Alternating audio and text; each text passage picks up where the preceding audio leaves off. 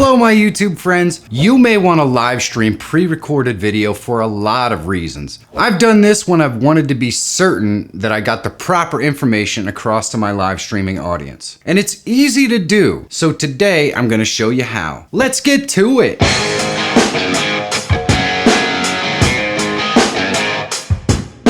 If you're always looking for tools, tips, and tricks to help make you a better YouTuber, subscribe to the channel and click that bell so you don't miss any new content. One thing I like to do when I live stream is put a coming soon screen and a countdown bumper before I go live. It's for a couple of reasons. One, if you're monetized, people are not gonna miss the beginning of your stream because they're watching the ad. Two, it gives a few moments at the beginning of the stream so that folks can see the notification that you're live and collect in the stream. So here's how I would set up a pre-recorded video for my live stream. So the first thing I'm gonna do here is I'm gonna add a source to this scene. We're gonna go to media sources and I'm gonna call this one waiting. Then I wanna go into browse and select my waiting file. And this is basically gonna be a wait screen for before my live stream starts.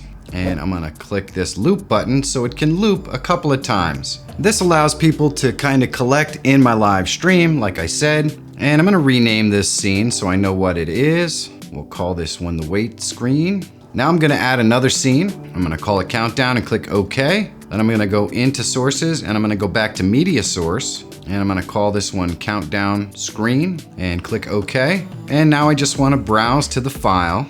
And this one I do not want to loop. I only want it to play once, so I click OK. And there we go. We can see that that file is playing. Now I want to go down to scenes again and add one more. This is going to be our video scene for our pre-recorded video. So I'm just going to call this pre-recorded video and click OK.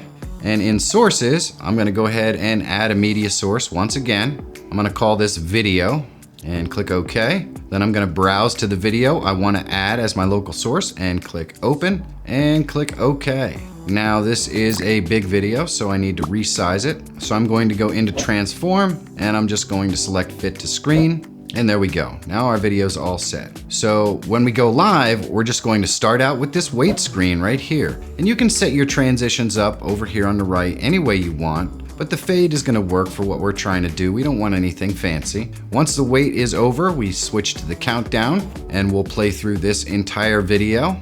All the while we can be chatting with our chat over here. I have that located in the browser in the top right.